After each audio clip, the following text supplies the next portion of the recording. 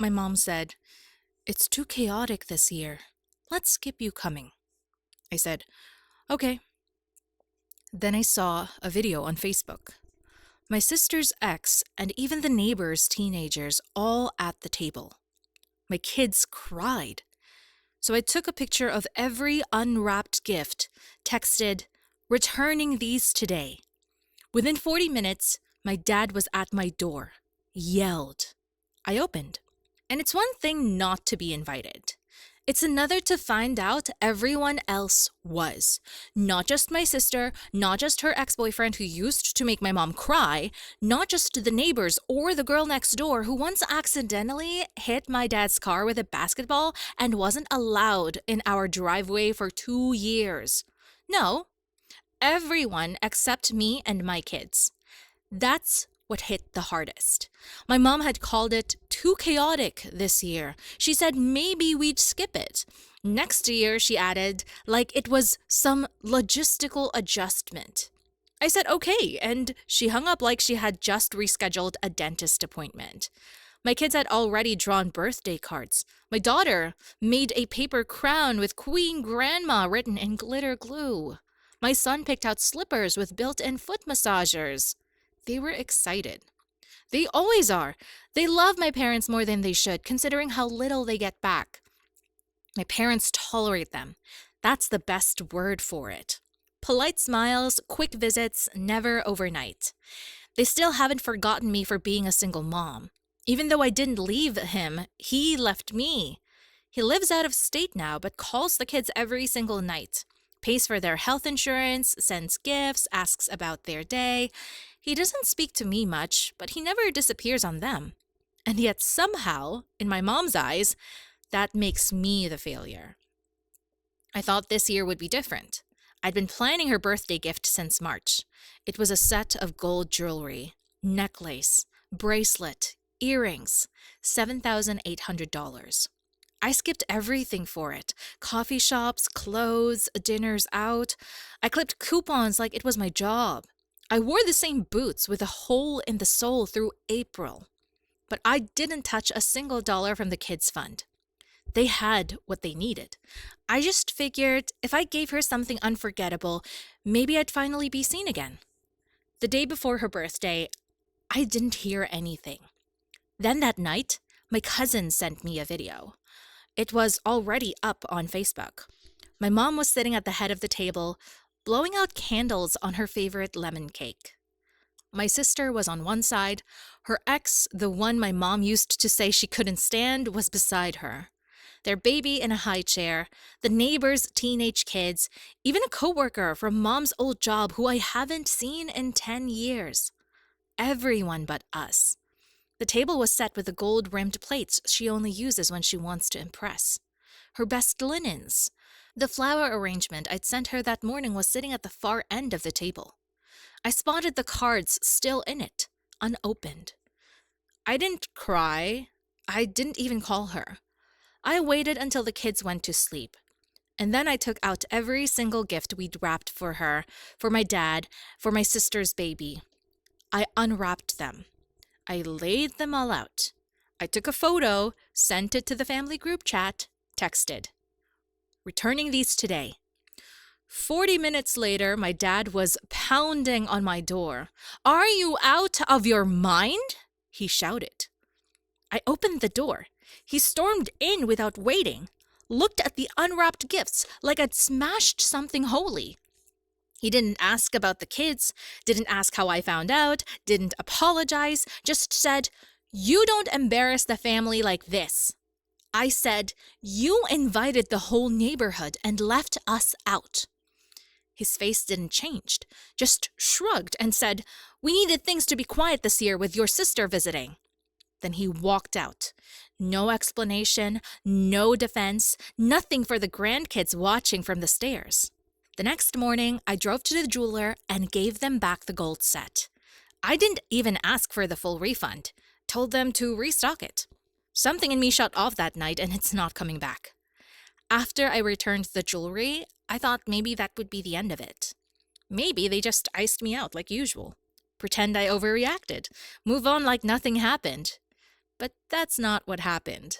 It started with silence. No calls, no texts, not even from my sister. And then, 2 days later, my mom posted a photo on Facebook.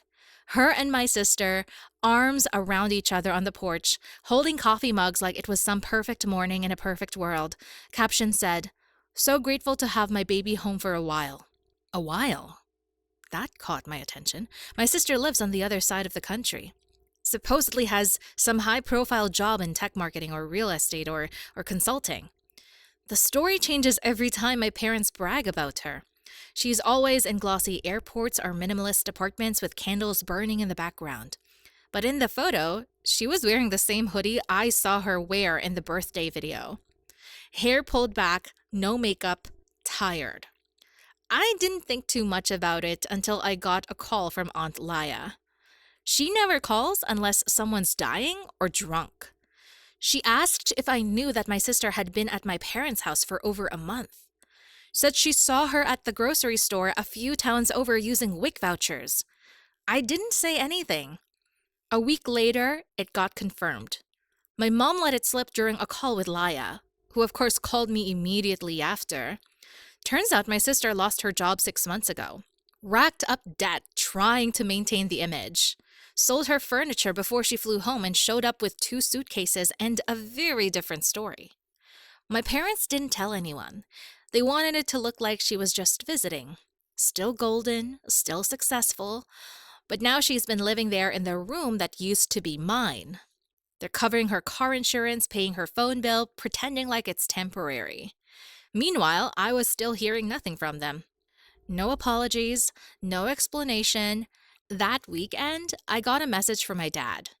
Short, said, "Can we talk?" I didn't answer. 3 hours later, another one. This time from my mom. "Your sister's going through something. It's been very hard on all of us. We need to talk." I stared at that message for a long time. Not a word about what they did to my kids. Not a word about the dinner, the gifts, the screaming on my porch. Just a request. I ignored it. 3 days later, my sister texted me. Said she wanted to clear the air. I asked, "Why now?" She replied, "They think you might be willing to help." There was no sorry, just desperate. I didn't answer my sister's text right away. I waited 2 days. Let her sit with it. She sent a follow-up, a voice note, which I didn't open. Then another message. "I didn't know they weren't inviting you, I swear." I didn't believe her. Maybe she didn't know at first, but she definitely knew once the food was being passed around the table and my kids weren't there. She knew when my chair sat empty. Still, I replied, "What is it that they want?" She wrote back, "I think they want you to help me financially." Just like that.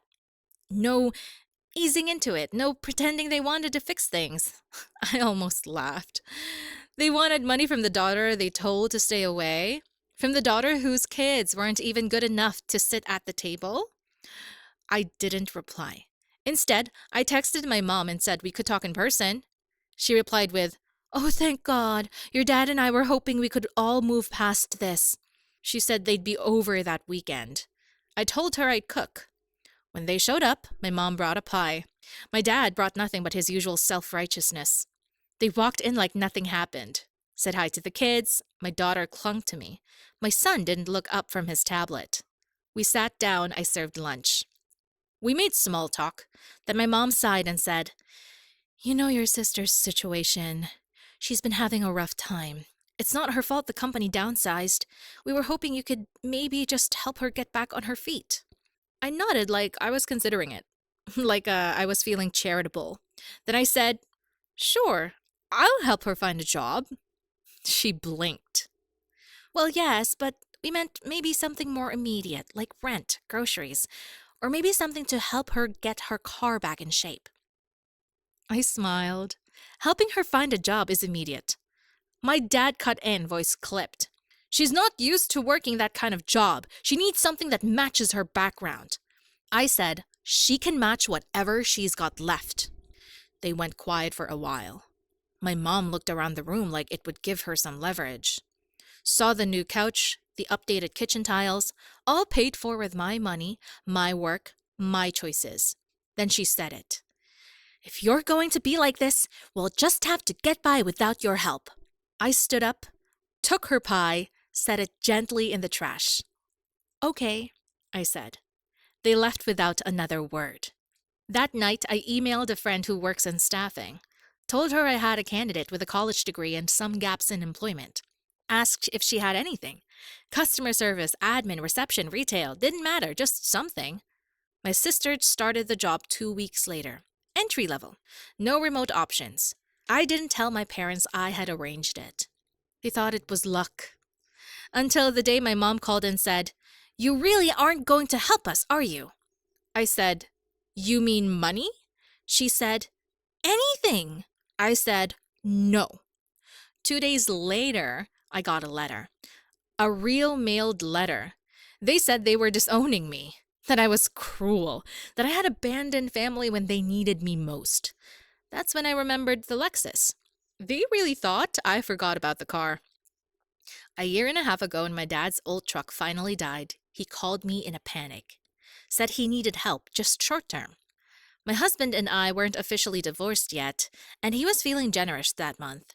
Signed off on co-signing a loan so I could buy my dad a decent car.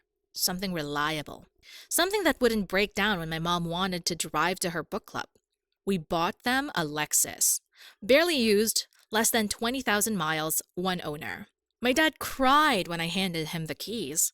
My mom told everyone I had finally done something right. They never made a single payment. And now, after everything, they were driving it around like it belonged to them. Like I wouldn't remember. So when the letter came saying I was disowned, I didn't cry. I laughed. Then I called the loan company. Turns out the Lexus was still in my name, fully. I never transferred the title. My dad had never asked. I guess he figured I wouldn't. I didn't tell them right away. I waited until my mom posted a photo of my sister posing next to the car in the driveway like she was about to drive off to brunch. I screenshotted the photo and sent it to my lawyer. 2 weeks later, my parents were served a repossession notice. I arranged it so they got it in front of the neighbors. That part wasn't planned, but it was satisfying. My mom called me for the first time in weeks. She screamed into the phone, asked how I could do this to them. I said, "You disowned me. The car goes with me." Then I hung up.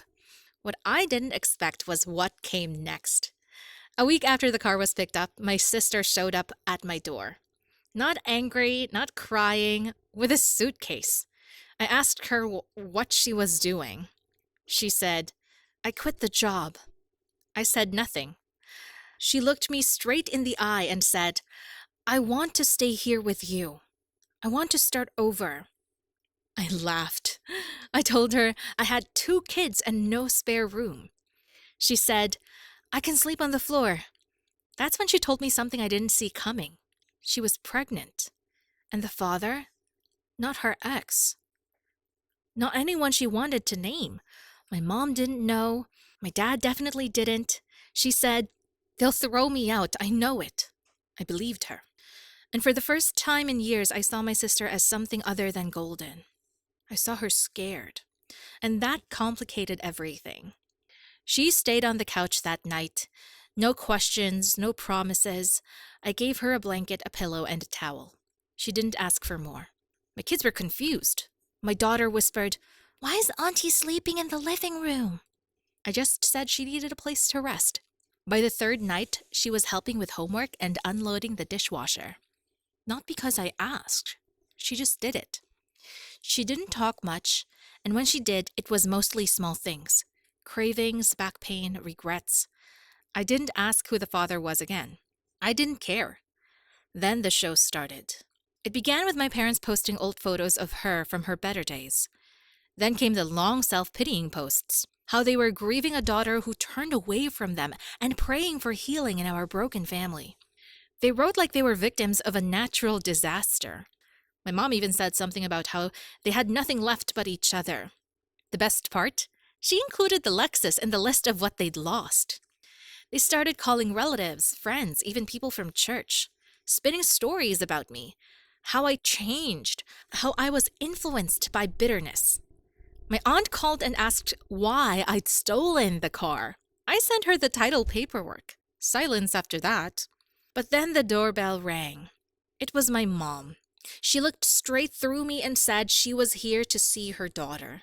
Not me, the real one. My sister was in the kitchen holding a bowl of cereal. And when she heard the voice, she froze. She whispered, "Don't let her in." I didn't. My mom said, "You're making a mistake. This is family." I said, "You disowned me. You can't walk that back now." She left. The next day, my sister got a call. My dad, angry, said she betrayed them, said she was ungrateful, said she needed to come home, that they'd forgive her if she fixed things with me. She hung up and said, "They're not scared I left. They're scared I told you everything." I nodded. Then she said, "I want to keep the baby, but I can't do this alone." I didn't answer right away. Later that night, she sat on the edge of the couch and asked if I hated her. I said, "Not anymore, but I don't trust you yet." She said, "That's fair." She meant it. The next morning, I got an alert. A post from my mom. A blurry photo of her standing next to an old pickup truck in a dealership lot. Caption, "New beginnings." A family friend commented, "What happened to the Lexus?" My mom replied, "Ask Grace." So I did. I left a comment right underneath it. Sold it. Paid off the loan. Used the rest for my kids. I didn't get a reply, but she read it. I know she did. The Lexus sold fast. Low miles, clean title, solid interest. A man from 2 towns over paid in full and drove it off with a grin like he'd won something. I watched from my window. Not smiling, not sad, just still. I used part of the money to finish off the loan. The rest went into savings, the kids' college fund, and a little side envelope I labeled whatever comes next. My sister was still on the couch. She got a part-time job working at a baby store. Minimum wage, folding onesies, stocking pacifiers, sweeping aisles. It wasn't glamorous, but she was never late. Not once. She stopped complaining. We didn't talk about the past.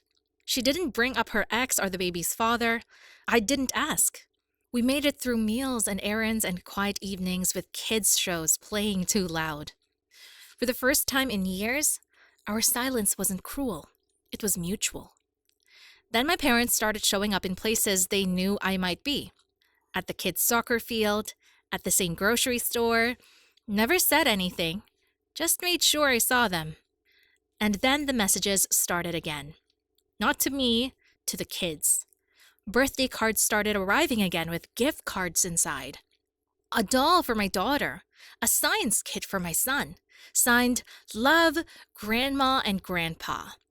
No return addresses, no note for me. My son asked if we could visit them. I said, "We'll see." Then came the worst one. A letter typed from my mom. Said she was sorry for how things turned out. Not for what they did, not for lying, just for the outcome. And then came the kicker. They wanted to meet. Said they wanted to clear the air, start over, and that they missed their family. My sister read it. She handed it back and said, "They think I'm your ticket." I nodded, but I'm not going backward. So I wrote one final letter. I didn't curse, I didn't accuse.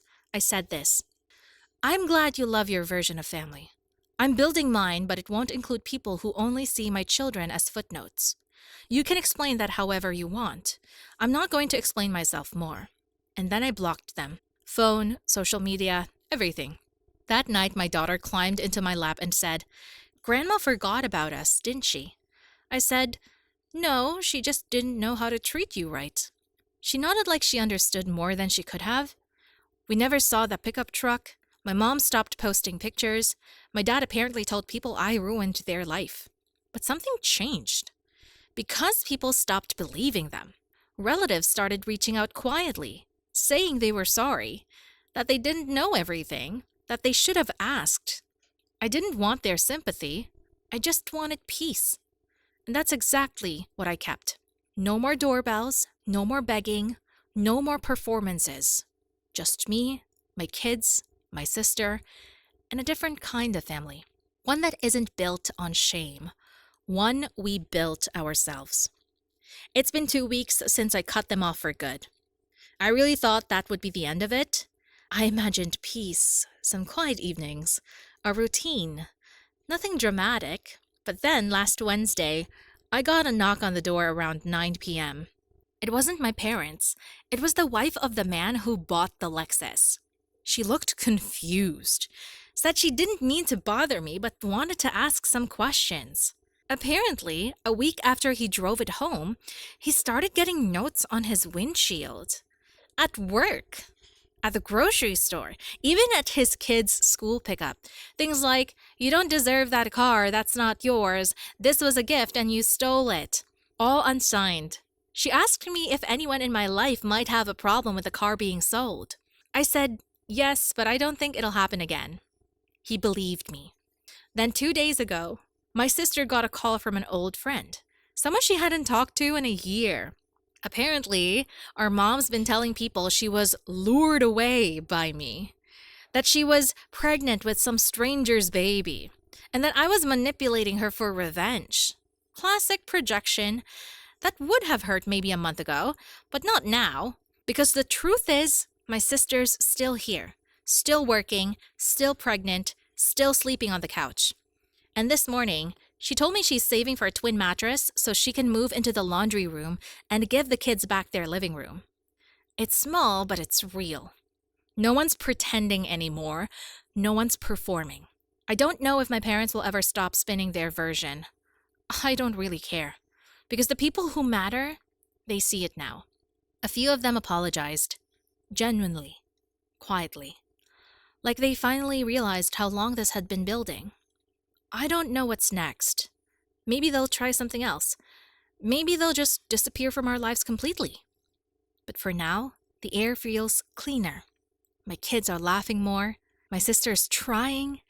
And I'm not wasting energy hoping for people to love us the way we deserve. So thank you to everyone who reached out. Everyone who followed this story, messaged support, or just read in silence. Thank you. I don't know if there will be any more updates, but if there are, I'll share them. Until then, we're okay. We really are.